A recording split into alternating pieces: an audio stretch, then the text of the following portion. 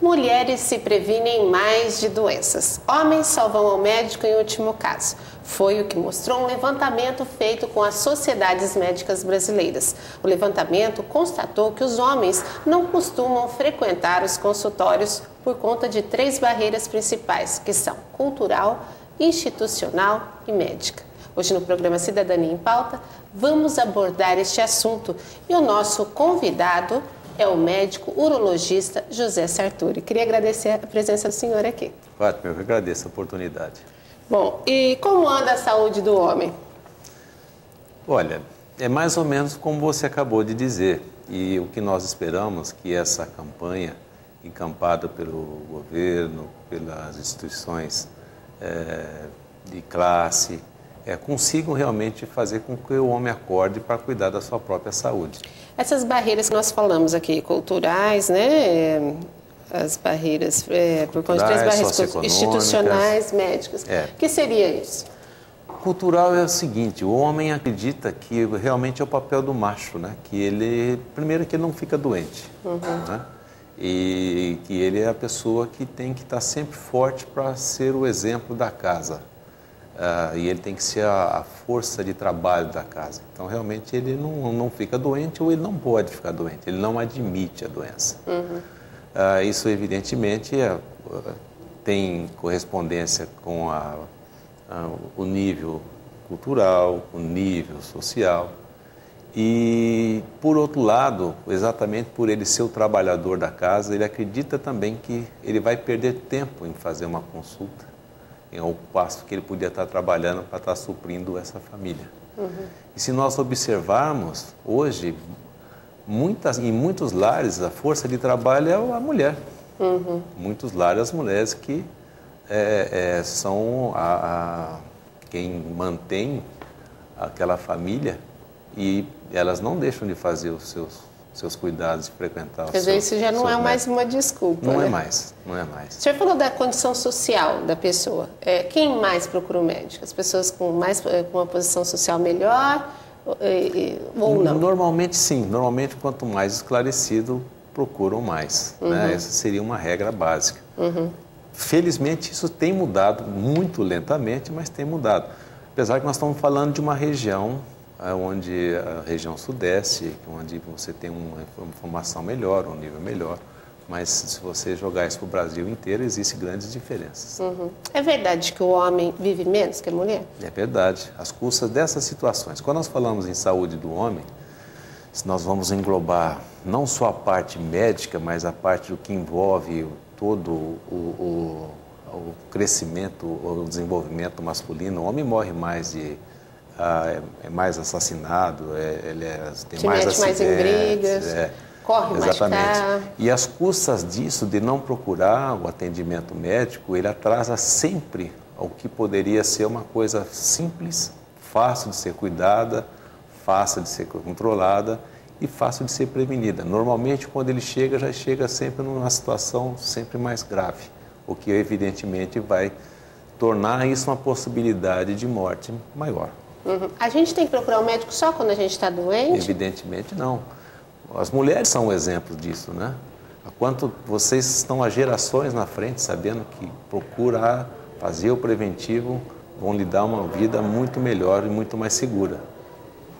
Essa questão de falar que não procura o médico por falta de tempo, isso é uma realidade, doutor?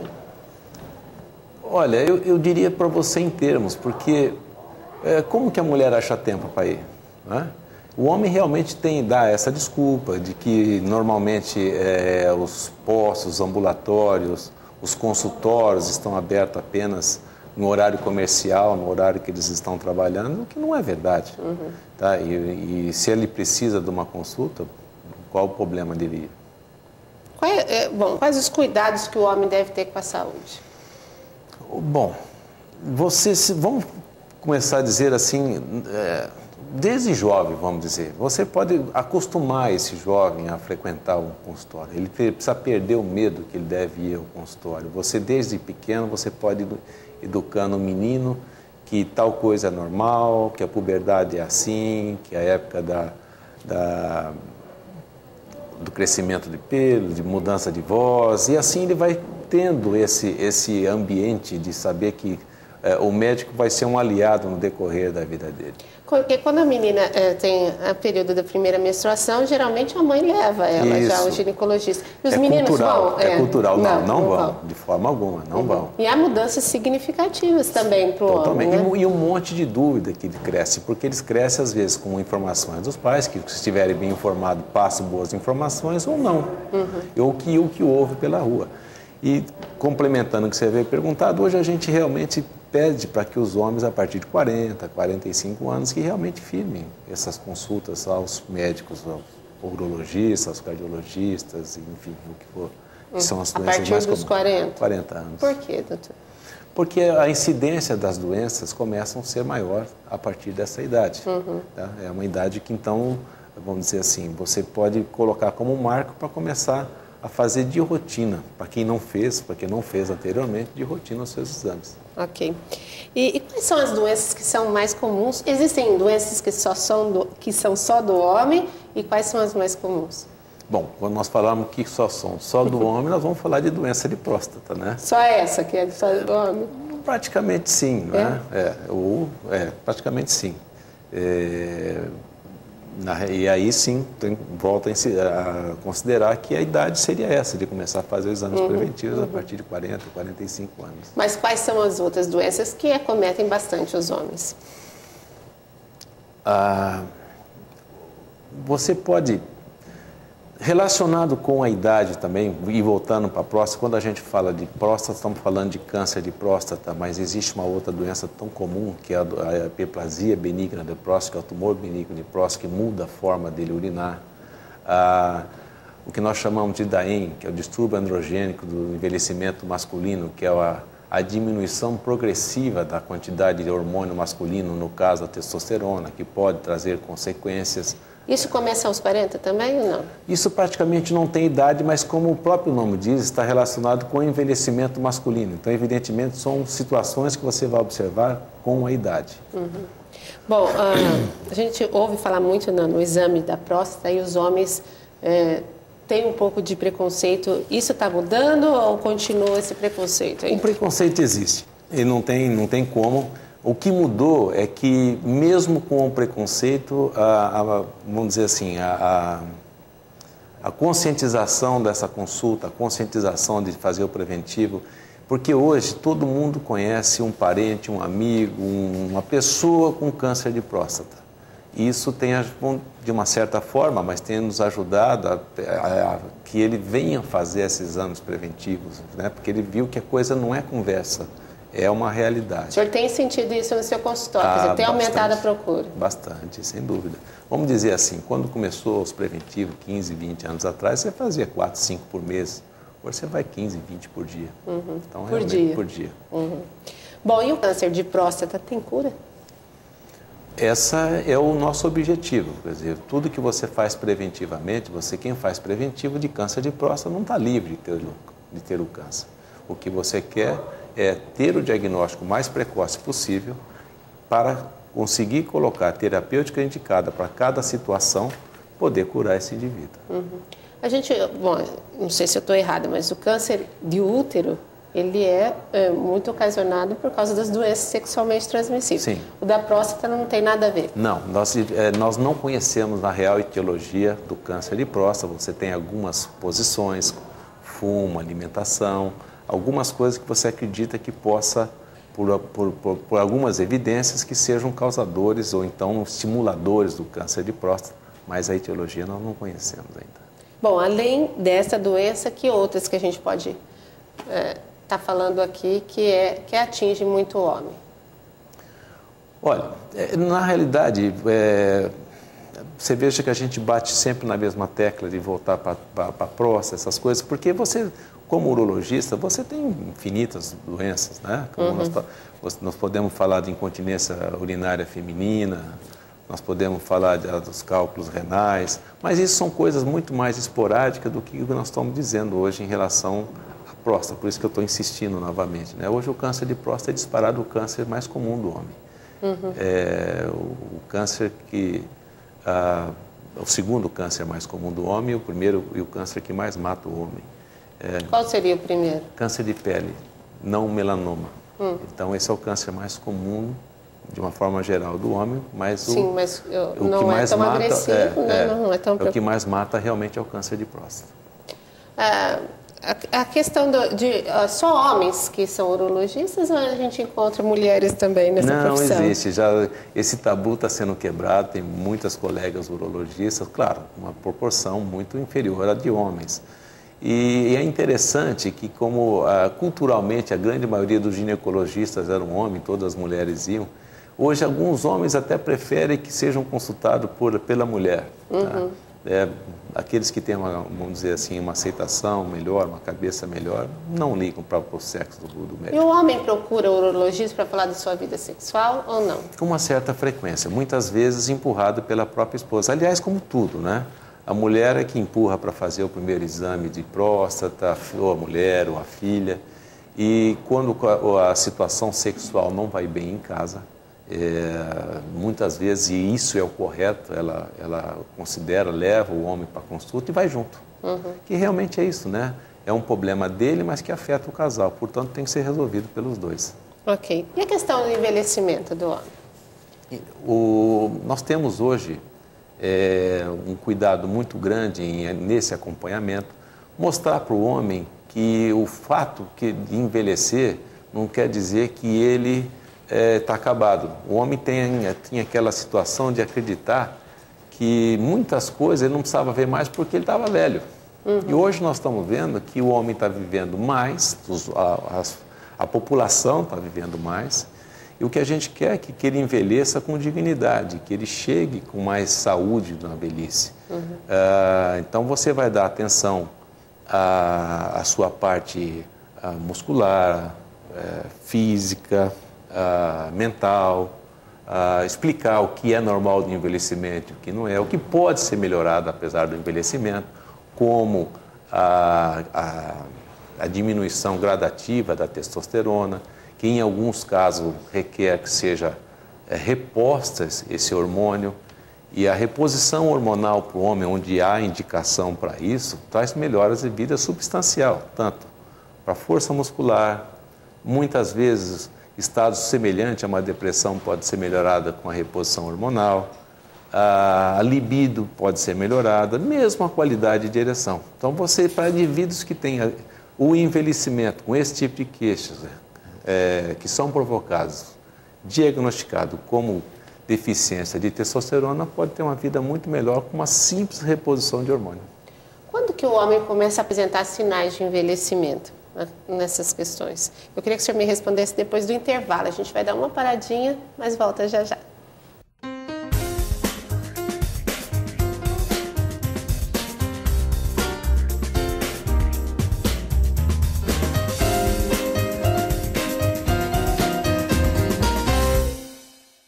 Você acha que é fácil descobrir se o seu filho está usando drogas? Ele vai chegar com os olhos vermelhos e um comportamento estranho. Vai andar com amigos suspeitos e chegar de madrugada. Mas tem uma coisa que você não pode imaginar. Mãe, cheguei! 1 em cada 10 usuários experimentou drogas pela primeira vez entre 8 e 12 anos de idade. Drogas. Nem morto.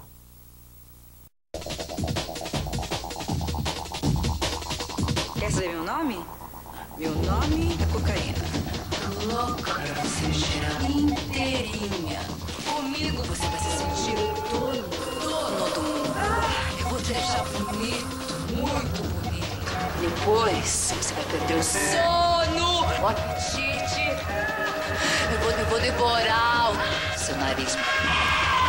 Quando a gente estiver bem quente, eu prometo a você uma parada cardíaca, uma parada respiratória, ou um colapso no sistema nervoso central.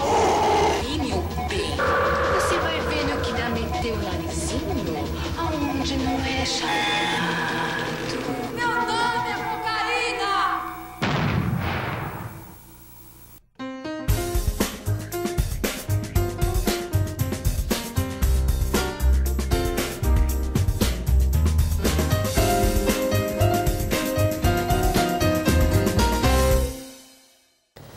saúde do homem é o assunto do Cidadania em Pauta de hoje. E o nosso convidado, o médico urologista José Sartori. Eu tinha perguntado para o senhor, então, quando que o homem começa a apresentar os sinais de envelhecimento? É uma pergunta, vamos dizer assim, hoje em dia até é difícil você colocar uma data, uma idade, né?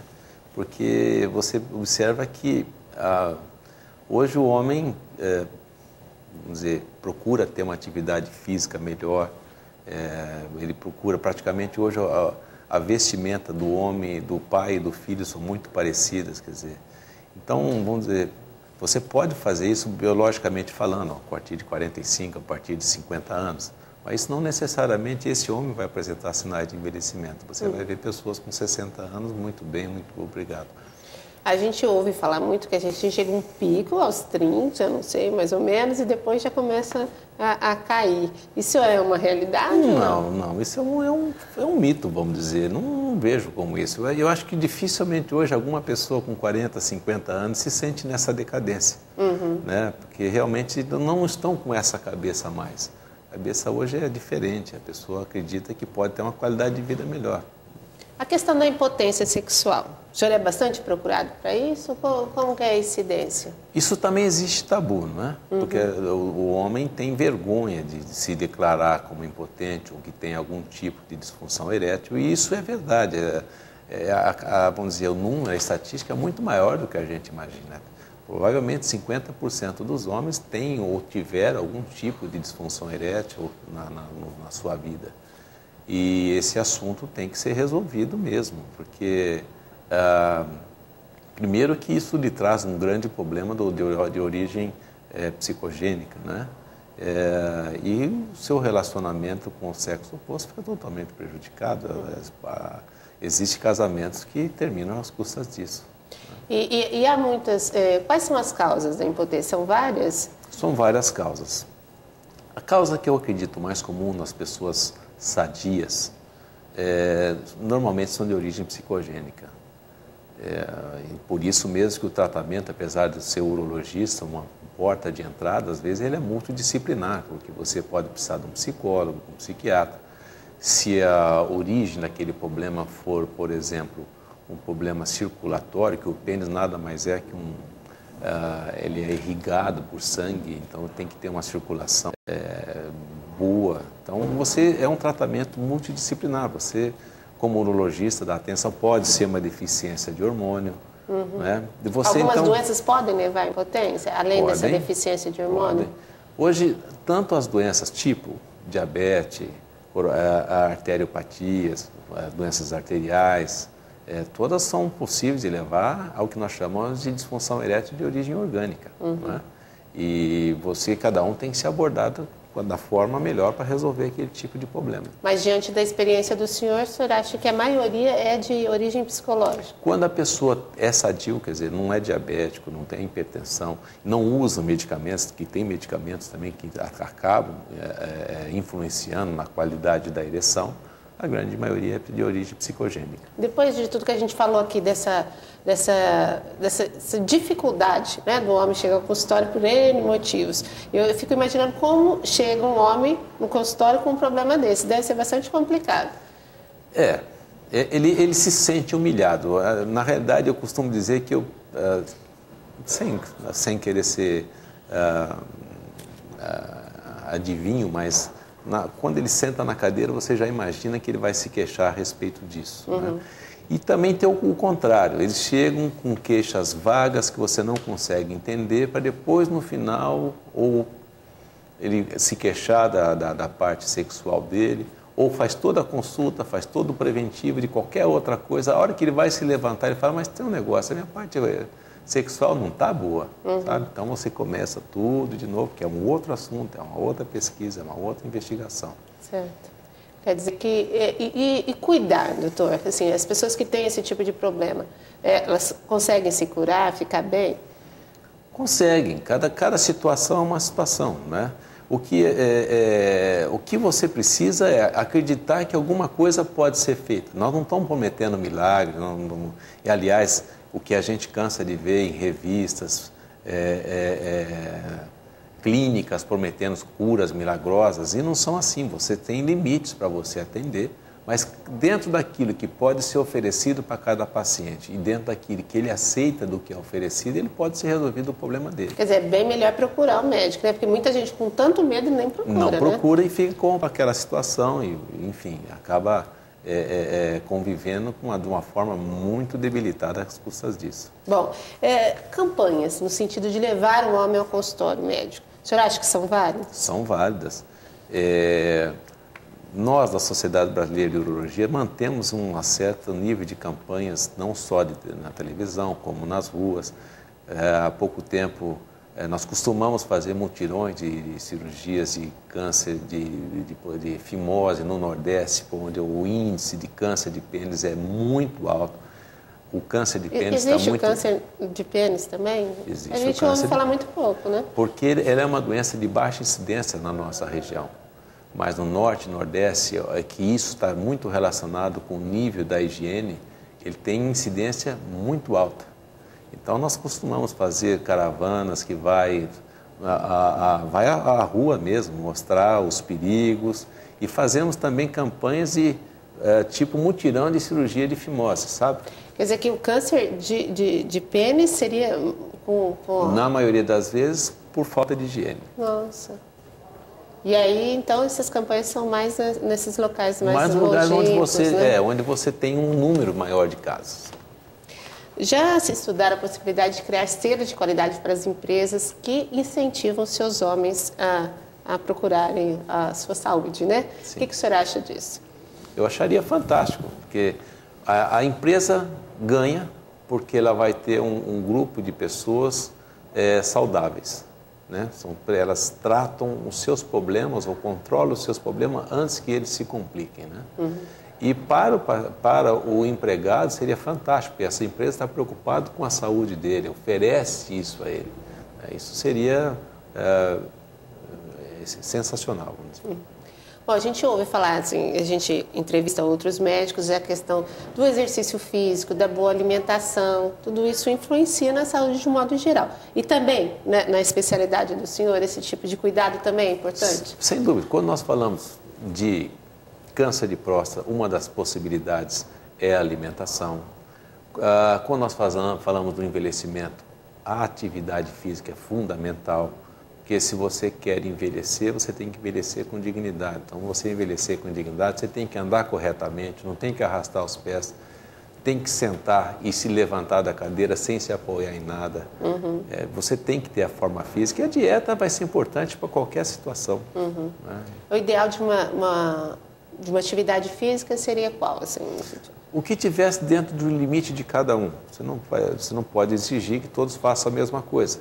Mas, de uma forma geral, a atividade que seja diária, contínua, mesmo que não seja de longo prazo, de longo tempo, por exemplo, uma caminhada de meia hora diária faz muito bem. Uhum. O importante é manter a rotina, não fazer hoje, fazer a semana que vem, que nem os jogadores de futebol de final de semana, isso não ajuda nada. Uhum. Às vezes até atrapalha, né? Até atrapalha. A reposição hormonal, o senhor falou, como que ela acontece? Os homens estão procurando? Pois é, como isso cada vez mais está sendo falado e recebe um nome que nós não usamos e não usamos como andropausa, que existe uma certa diferença, isso é por analogia com a menopausa, né? Na mulher, que são fenômenos diferentes, mas pela ideia, na realidade o homem... O senhor não usa esse termo, andropausa, então? Quando eu tenho que, para poder explicar melhor, né? Eu até uso. Uhum. A ideia é a seguinte, todo homem com envelhecimento, ele tem uma queda natural dos níveis de testosterona, que é o hormônio masculino principal. Só que assim, não são para todos que esse nível cai abaixo daquilo que o seu organismo precisa. Uhum. E os sintomas são muito parecidos de uma deficiência hormonal, são muito parecidos com os sintomas que a gente pode ter no nosso dia a dia por uma série de coisas. Você tem sintomas parecidos com depressão, você pode ter, vamos dizer, falta de força muscular por motivos outros, por falta de atividade física. Uhum. Mas naqueles indivíduos que você detecta que ele tem queixa e os exames mostram que os níveis de testosterona dele é baixo, essa pessoa pode se beneficiar muito com a reposição do hormônio. Melhorando a força muscular, melhorando o humor às custas de melhora desse estado depressivo, melhora a libido, consequentemente, melhora a parte erétil. Enfim, eles têm muita vantagem quando é feito o diagnóstico. E isso realmente tem melhorado. Esse andropausa está circulando muito, então as pessoas... E é mais fácil de aceitar, né? Tem alguma coisa que vai resolver o problema dele. O meu problema é andropausa, vou lá tomar hormônio. E a questão dos efeitos colaterais? São descritas algumas coisas. A gente procura, vamos dizer assim, existe contraindicações absolutas quando existe câncer de próstata não tratado, contraindicações relativas, tipo a apneia do sono, que acredita-se, isso é discutível muito, se a reposição hormonal pode piorar a apneia do sono, mas a gente respeita, usa-se com uma certa cautela, com uma boa orientação. E, vamos dizer, para ir praticamente só. Você pode ter aumento de glóbulos vermelhos, você pode ter aumentada a taxa de gordura do sangue. Isso são situações que podem ocorrer, né? Eu tenho alguns pacientes fazendo reposição hormonal, que nós fazemos o acompanhamento. Tem um monitoramento. Um monitoramento, sim. Você, a partir do momento que ele faz a reposição hormonal, que inicia 3 meses depois, você faz os primeiros exames de PSA, que é o que me ajuda a fazer a prevenção do câncer de próstata, o hemograma, provas de funções do fígado. Você faz um acompanhamento, está tudo bem, 6 meses depois, novamente, e você vai acompanhando. Mas é difícil que ocorra alguma coisa nesse sentido. Ok. E o pessoal tem procurado? Tem procurado. Tá? E assim, você percebe cada dia mais. Quando eles vêm, por exemplo, vêm fazer o preventivo de câncer de próstata, já é praxe. Aproveita, peça os outros exames de rotina, colesterol, triglicéridos. E já é praxe também. Veja minha testosterona como é que anda. A preocupação Sim, existe, já né? existe, O câncer de mama é uma realidade no homem também? Apesar de ter uma baixa incidência, é uma realidade. Não é uma doença que você vê com frequência, mas não pode desprezar a existência dela. Em qualquer queixa que tenha, você deve investigar. Bom, o fato desse homem ainda não estar procurando o médico com os exames preventivos, como a mulher faz, isso acarreta um problema de saúde pública? Acarreta, porque, como nós estamos dizendo, a mulher, ela vive mais às custas desses exames preventivos, então é óbvio que isso funciona. E ele tem que entender que se ele fizer os seus preventivos, ele também tem a chance de se cuidar mais cedo, não deixar os fatos acontecerem, quer dizer, não deixar a doença ficar pior, onde aí os riscos deles são muito maiores. Então, quer dizer, esse Estado vai gastar mais com ele com doenças... Vai ficar muito mais caro do que a prevenção. Ok. E o homem, assim, o que me parece, senhor, é a minha opinião no assunto, ele parece mais teimoso para tomar remédios contínuos. O que o senhor acha? Isso é verdade. Mas cai tudo dentro daquilo que nós discutimos anteriormente, quer dizer, eu sou bom, eu não fico doente, esse remédio não vai me ajudar em nada.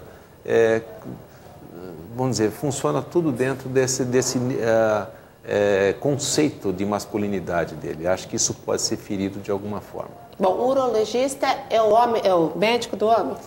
Você pode considerar que sim. Eu acho que se é um problema assim, masculino, vamos dizer, é o urologista que ele deve procurar. Acho que a gente pode ser taxado como médico do homem. Não esquecendo que o urologista cuida de rim, bexiga, tanto faz homem, mulher, criança, tem um monte de coisa. Ok. Queria que o senhor falasse, assim, nosso tempo está acabando, desse um recadinho para quem está nos assistindo, para os homens que estão nos assistindo. Pois espero que isso realmente acorde o interesse dos homens, das esposas, que normalmente são as responsáveis pela a condução não só dos maridos, dos namorados, do noivo, como dos filhos também, que comece a levá-los desde cedo para eles acostumarem com essa ideia de que deve sempre procurar as coisas, não procurar, mas usei o termo errado, mas fazer a prevenção e se habituar a consultar o médico, fazer as coisas preventivamente. Espero que isso sirva de alerta. Ok. E ter certeza que não existem super-homens, né? Não existe super-homem. E aproveitando a deixa, quer dizer, dá a impressão que a reposição hormonal nós vamos criar super-homens, e não é verdade, é só para aqueles casos que precisam. Ok. Eu queria agradecer mais uma vez a sua presença. Eu que agradeço, pai. Eu agradeço você aí de casa também. Eu espero você no próximo programa.